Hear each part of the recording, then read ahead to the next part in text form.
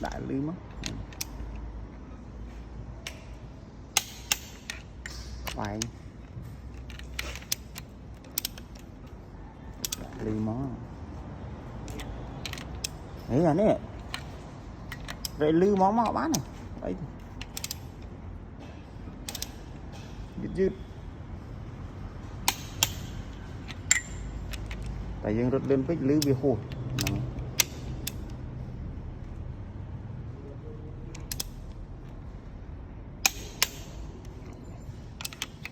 gọp hoa này ập gọp á giật khô á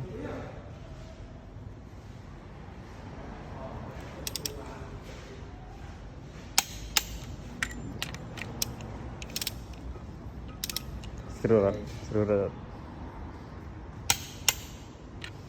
trong đã lưới mất đã lưới mất